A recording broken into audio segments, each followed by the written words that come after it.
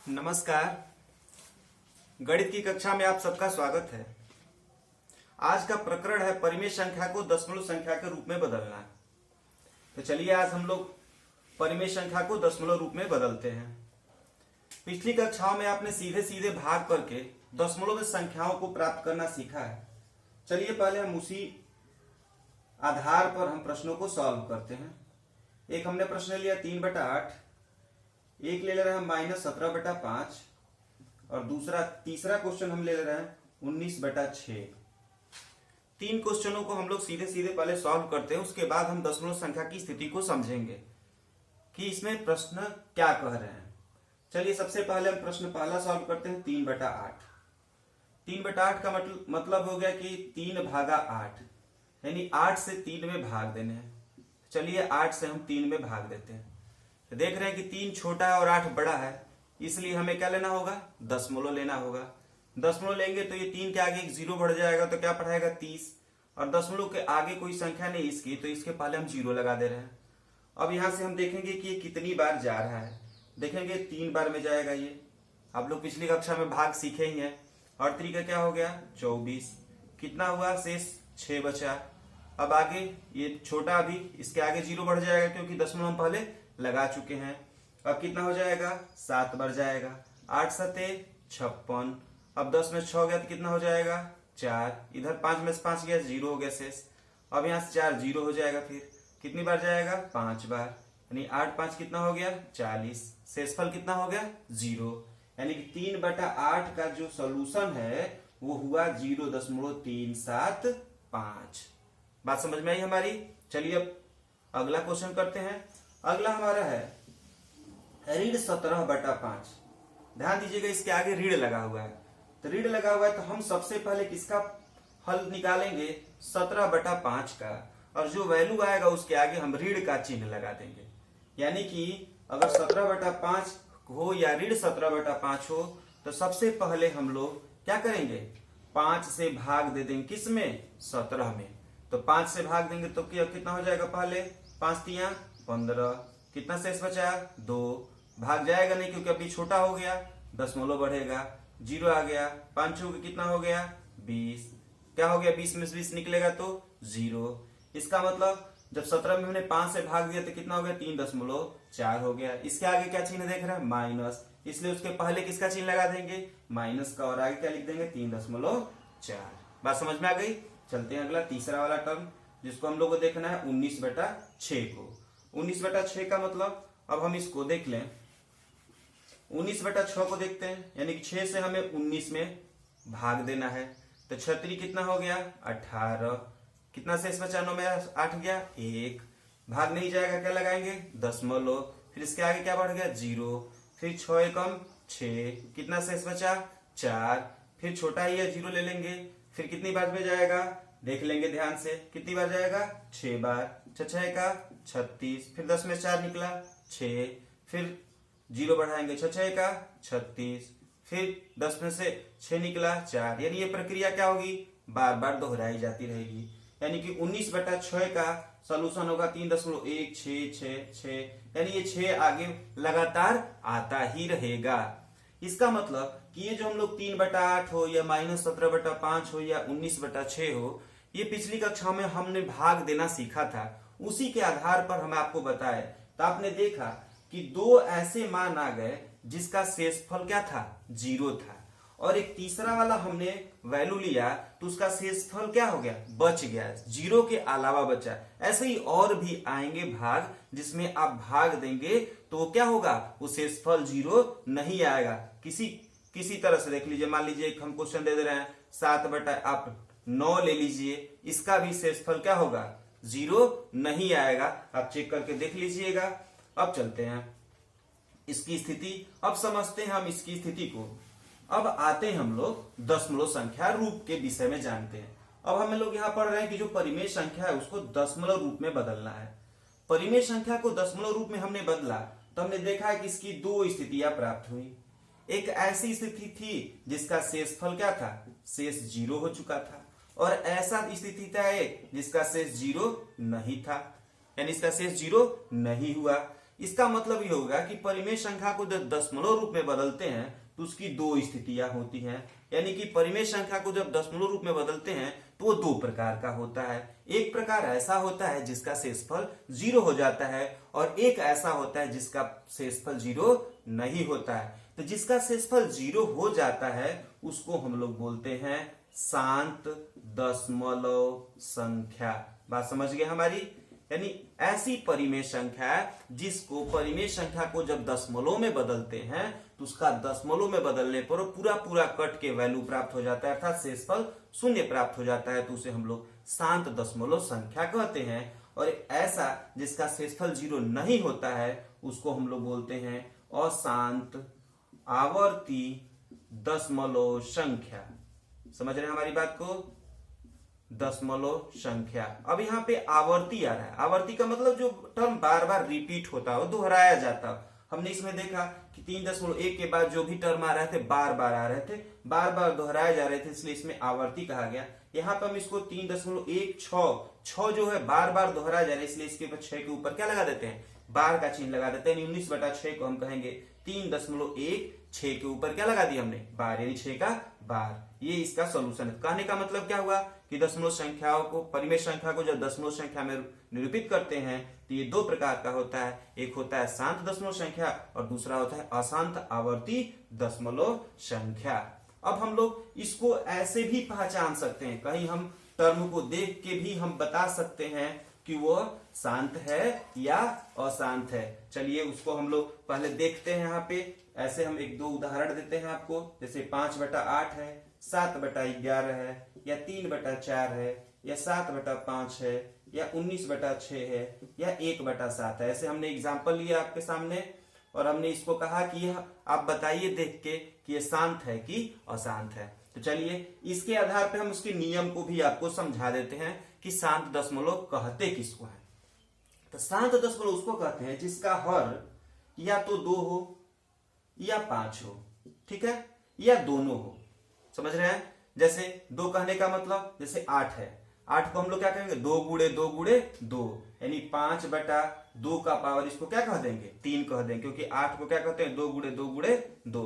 इसका मतलब क्या हुआ कि इसका हर क्या है? केवल 2 है। तो जब हर 2 है तो क्या हो गया? ये शांत हो गया। हमने क्या बताया? ऐसा हर जिसमें या तो केवल 2 का गुणज हो या केवल 5 का गुणज हो या 2 और 5 दोनों का गुणज हो। बात समझ गए? तो उसे हम क्या कहेंगे? शांत दशमलव संख्या कहेंगे। तो इसमें देखते हैं हम लोग कि ये जो हमने जो क्वेश्चन दिए 1 2 3 4 5 6, इसमें से कौन कौन शांत है? तो हम देख रहे हैं कि 5/8 है जिसका हर क्या है? 2 का गुणज है। 7/11 है, 11 देख रहे हैं ये 2 का गुणज नहीं है। अगला देखते हैं 3/4 को देखते हैं। 3/4 मतलब 2 का घात 2, ये भी क्या है? आपका 2 का गुणज है। इसका मतलब 3/4 भी क्या है? शांत है। 7/5 में देखते हैं तो इसका हर क्या है? 5 है। हमने बताया ही या तो उसका गुणज 2 के पदों में हो या तो 5 के पदों में है या 2 और 5 दोनों उसके हो। तो इसका मतलब 7/5 भी क्या हो गया? शांत हो गया।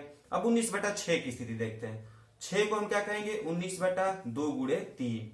अब यहाँ पे अब शांत के विषय में आप समझ ही गए कि ऐसा हर जिसका हर ऐसा परिमेय संख्या जिसका हर या तो 2 हो या तो उसमें 5 हो या 2 और 5 दोनों के गुणज हो, तो उसको हम क्या कहेंगे? शांत दशमलव संख्या कहेंगे। बात समझ गए? अब अशांत पे आते हैं कि अशांत आवर्ती दशमलव संख्या कहते किसको है।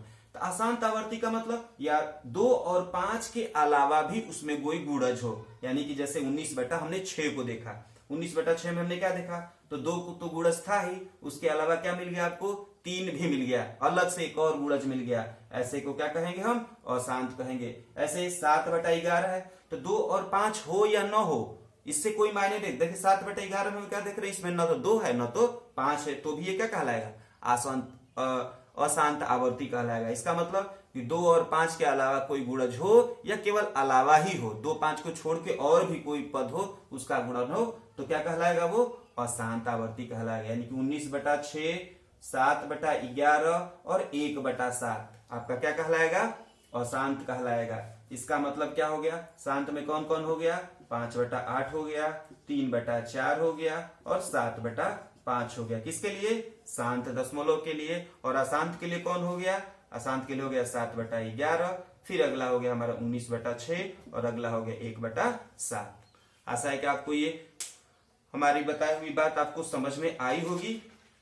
ठीक है, इसका मतलब फिर से एक बार हम दोहरा देते हैं कि दशमलव संख्या, जब परिमेय संख्या को दशमलव निरूपित करते हैं तो वो दो प्रकार का होता है। एक होता है शांत दशमलव और एक होता है अशांत दशमलव। शांत दशमलव उसको बोलते हैं जिसका शेषफल क्या हो जाए, शून्य हो जाए, और अशांत उसको बोलते हैं जिसका शेषफल शून्य नहीं होता है। या शांत उसको कहते हैं जिसका गुणज या तो 2 हो, हर का गुणज या तो 2 हो या 5 हो या 2 और 5 दोनों हो। और अशांत उसको कहते हैं जिसका हर 2 और 5 के अलावा कोई और भी गुणज हो, उसको हम लोग क्या बोलते हैं, अशांत बोलते हैं। चलिए अशांत की भी स्थिति देखते हैं। ये भी दो प्रकार का होता है, इसकी भी स्थिति देख लेते हैं।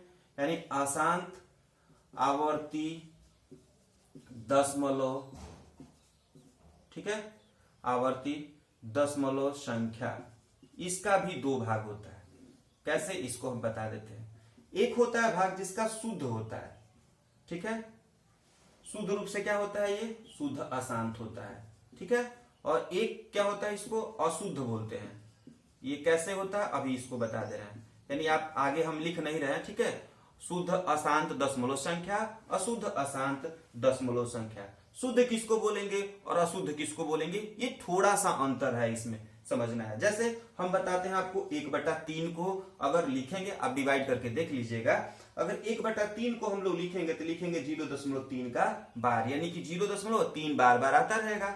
यानी हमने क्या देखा, दशमलव के दाईं तरफ जितने भी अंक हैं उसके ऊपर क्या लगा है, बार का चिन्ह लगा हुआ है। वैसे ही 2/11 है, 2/11 को हम देखते हैं। 2/11 को हम क्या कहेंगे, 0.18 का बार। देख लीजिए यहाँ पे क्या करते हैं हम लोग, 11 से भाग देके देख ले यहाँ पे। चलिए यहाँ पे बगल में देख लेते हैं, 11 से भाग देते हैं 2 में, ठीक, तो कितना बचाएगा, 0 दशमलव लगा दे रहे हैं, फिर यहाँ 0 बढ़ेगा, 11 कम 11, कितना बचा, 9 बचा, 11 8 कितना हो गया, 88, कितना बच गया आपका, 8 2 कितना हो गया, 10, 2 बचा, 0 हो गया, फिर 11 कम 11, 22 अधिक हो जाएगा। अब यहाँ से कटाएंगे तो कितना हो जाएगा, 9, फिर 11 8 क्या हो जाएगा, 88, फिर शेषफल क्या आ जाएगा, 2, फिर ये बार बार रिपीट होता रहेगा। इसका मतलब क्या हुआ कि 0.1818 ये बार बार आता रहेगा, यानी कि 1 और 8 दोनों अंक जो है बार बार रिपीट होंगे। ध्यान रखिएगा, एक बात मैं आपको टिपिकल एक बात और बता देता हूं। जैसे कहीं लिखा गया 25 दशमलव ऐसे कोई संख्या लिखी गई है, तो इसको हम ऐसे नहीं पढ़ेंगे कि 25.3658, नहीं, इसको हम लोग एक एक अंक को बोलेंगे। ये हो गया 25,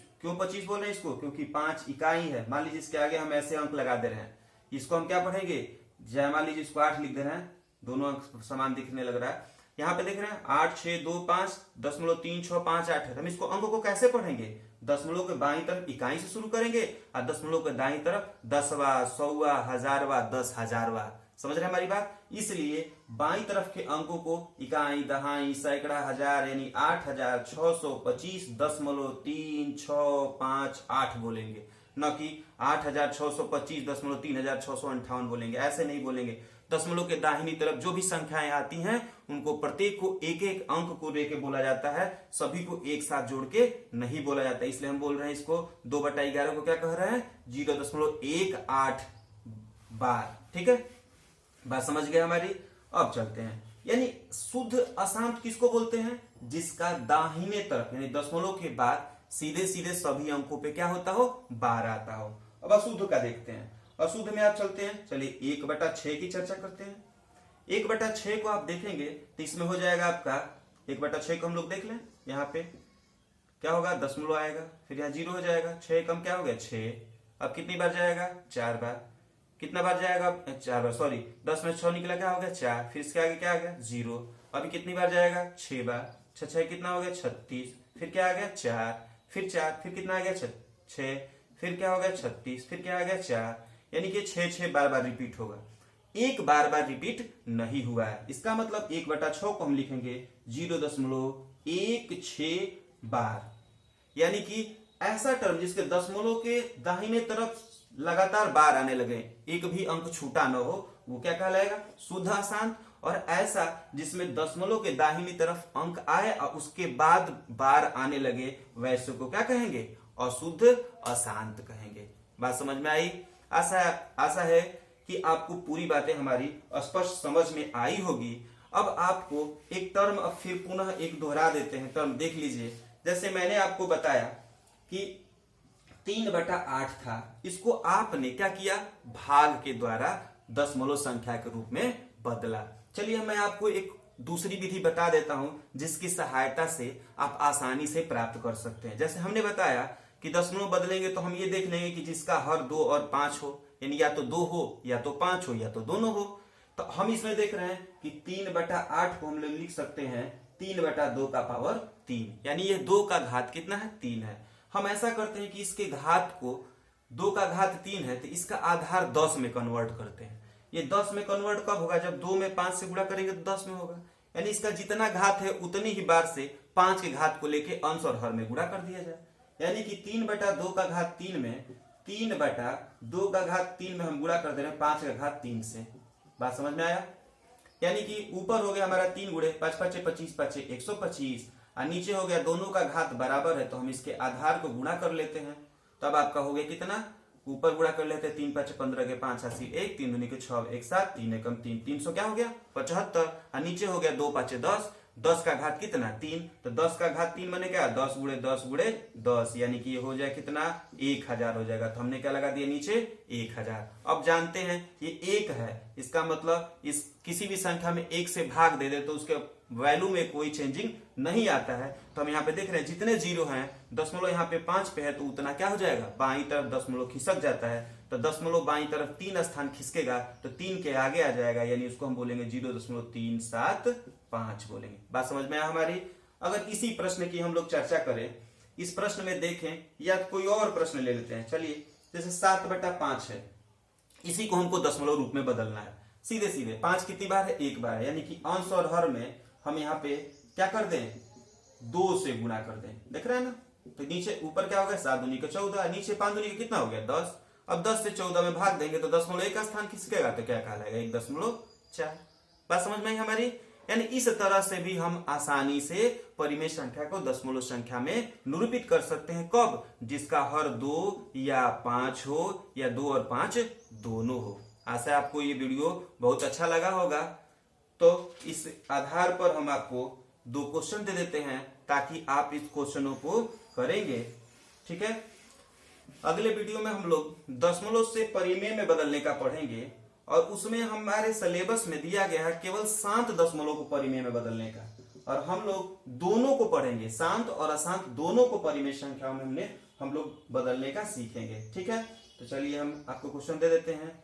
एक देते हैं आपको 3/8 तो हम दिए ही हैं ना, एक दे देते हैं 24/7, ठीक है, एक देते हैं -5/9 और 2 ही ले लीजिए। ठीक है, इनको क्या करना है हम लोग को दशमलव संख्या में बदलना है। ठीक है, तब अगली वीडियो में हम लोग फिर मिलते हैं, तब तक के लिए धन्यवाद।